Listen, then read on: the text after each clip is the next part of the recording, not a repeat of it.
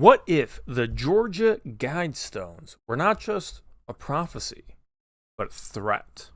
And what if that threat came true and the world population was reduced to below its natural carrying capacity of 100 million or whatever it said?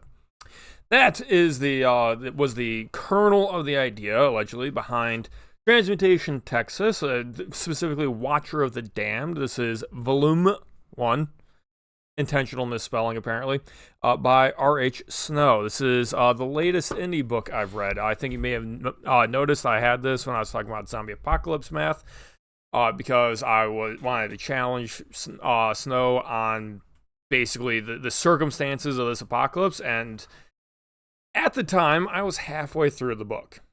And that was the good half. This video is not really going to be a review because, honestly, there's not that much interesting to review about this book. It does like several things well. It makes almost every amateur writing mistake I could name. Like if I were to make a bingo chart and I had to start filling out all 24 squares plus the free space of take a guess at what amateur mistake is made, I'd probably fill the entire board, with the exception of it actually has some quality to it. And I was actually reading this for the first half going, wow, this is another A tier. This is right up there with Dark Harvest by Critical Drinker. And then I got to the second half. Specifically, for anyone who's read this, it was after he kills the two guys that are tailing them, and it is Watcher and Rose, and then they start walking, and talking, and walking, and talking, and a random encounter, and a random encounter, and they walk, and they talk. And this just keeps going, until they reach the church, where there's no one there. So all that progress was for more talking. And the whole time, they keep alluding to the fact that, aren't people following us? She's not worried about it. I guess not. I guess not. I guess nobody's following. I guess we're just going to keep talking. We're just going to keep looking into her past of who this mysterious girl is as they walk and they talk for over 100 pages of boredom. I spent a good chunk of an evening talking with the author about my issues with the book, why I had certain experiences with the book, and that's actually what I want to talk about today. Because basically what I got told by the author, by everyone else who's read the series, by everyone who has enjoyed it is, you have to keep in mind, man, this was meant to be the length of 2 books, and it got cut in half. So there's a lot of stuff in the second book you need to read so that you understand. That is a mistake. Do not do that. Look, I paid money for a book, and I want a full book. I'm going to judge it as a full book. I'm not going to judge it as a 50% investment to an overpriced, overlong book. This is the exact same reason that I never picked up Isom 2, because Isom 1 from the Rippaverse was not a complete story, and I didn't appreciate that. This has a beginning. It has a midpoint climax, which really should have been the end of the book, but it got put in the beginning because it was supposed to be paced into a larger climax playing into the Vault Dwellers, which, by the way, this is Fallout fanfiction. It very clearly is. Not that I'm saying I have a particular issue with fan fiction, but I would be in error to talk about this book without saying this is Fallout fiction with a little dash of Dr. Stone thrown in and a political rant for good measure. And I'm not going to talk about the politics because I think any degree of simplification of discussing the politics will make them sound stupid, and it's really not that bad. But if I try to simplify it, you're going to roll your eyes and never buy the book, basically. That's one of the issues that writers like me will often have when you spend an entire book exploring an idea, and then you get told to summarize it for the blurb on the back, and you're like, Now, Watcher of the Damned opens with an info dump, which really should have just been the actual scenes. We should have just seen the scenes play out. It was surreal reading the beginning because everything described was interesting and good character conflict and world building and establishment of goals and desires and tension. But we got it delivered as a bored retrospective info dump instead of just actually getting the scenes. All the material was there, but it was given as an info dump to save a few pages. Okay, I can forgive that because honestly, it didn't take that long. I got into it and I enjoyed the ideas, and I wanted to see where it was going with a super mutant that wants to break out and be a free man and just has to deal with the system, which, by the way, I wanted to rip this book in half for the amount of proper nouns that were needlessly capitalized. Landlords and the system and social score and social value, and you're a public servant and you have to work off your social credit, and holy crap, I swear it was there were times where it was like 1 or 2 words a sentence for like a page were getting capitalized, even though I know what a landlord is. But that's a style choice. I just have to sit here and communicate that an author has every right to make a style choice, and the reader has every right to be annoyed by that style choice. Now, there are some other issues, such as head hopping. And what does that mean? Normally, when you have a book, you choose a perspective.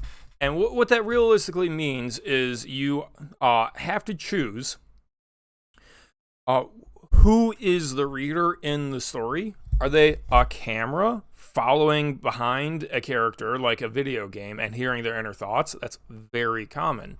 I don't just mean third person versus first person. Or you could do what, say, most famously Frank Herbert's Dune does, where the reader is God and they know everything. They always get told what's necessary at the time. And either is fine. The problem, much like harkening back to my video about hard magic and soft magic, either is fine. The problem is you can't switch between the two in the middle of a story. And that's what happens constantly. The reader, the perspective just slips and slides around between different characters with no scene breaks, no transitions, no indicator. It's just you'll be going for like 10 pages from the watcher, and then at some point in the middle of a paragraph, you're actually in the mind of the warden. Now, I got some spoilers on what that was supposed to be. The problem is the establishment of what it's supposed to be does not exist in this book. And I'm sorry, but an independent author who the average reader has never read before. This is book 1 of the series by R. Snow. You don't have the reader's trust. They're going to read that as a mistake was made. They're not going to think you did something clever and you got to really think and puzzle it out. No, they're going to go, wow, what an amateur mistake, and move on. Someone with credentials, like a lot of credentials. We're talking about big names. They might be able to get away with something like that. And even then, it would require other people who read it to vouch for it and say, no, it's not a mistake. Go for it. And that just isn't the situation that indies are in. So I don't agree with retconning a solution in later books that people have to pay money for to make sense of the first book they paid money for. It's basically arrogance. I highly request that indie authors don't do that kind of stuff. The book is supposed to be a full product if someone paid money for it. So, what does that mean? Judging this book as is, there is no explanation for the perspective. You're just sloppily moving between perspectives. You are party to both Rose and the Watcher's internal thoughts that the other isn't a part of. I hated the walk and talk scene. It made my skin crawl that the entire premise was that Rose was inappropriately abused as a child by older men, and then we are watching an age gap romance where an older man takes advantage of the way that she was raised to control her for her own good. Oh, but he'd never do anything untoward towards her until the end of the book where they hook up.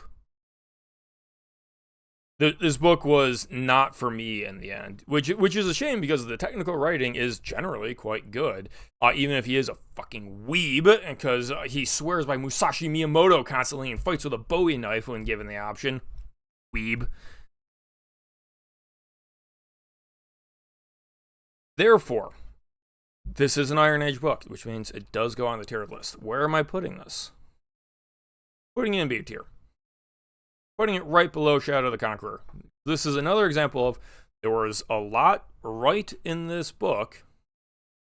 I do like the Watcher. I found Rose to be annoying, to be honest. She's the female lead because she's naive. But I recognize that me disliking naive characters is a personal thing. And, like, most people actually enjoy a naive character trying to be a hero and be a good person, all that. That's my personal issue, so I'm not dinging any points on that.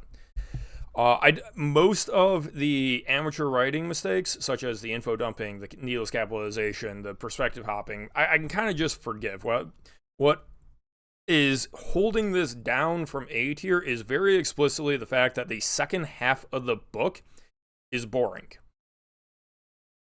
There are like 3 plot beats in 100 pages. There's a plot beat. It is an evolution of conflict. It is not just, oh, an alligator shows up and they have to shoot it. That's not a plot beat, especially not when it's being reiterated with chupacabras and cougars and just all the random mutated stuff. And I was expecting cazadors to swarm them at one point and need to be shot.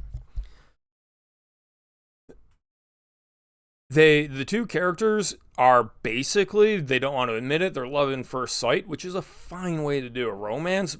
But when you spend so long with them just talking and not actually getting to locations to accomplish their objective of getting away, but you keep talking about these things and then not really doing anything about it because, like I said, the Watcher keeps bringing up, aren't we being followed?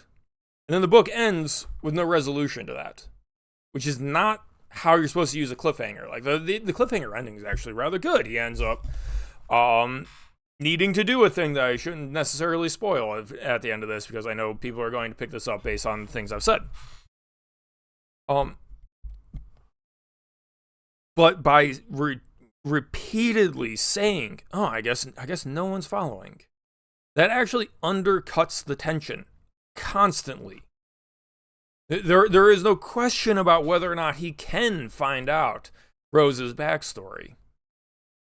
It's just drawn out and then delayed with these animal encounters.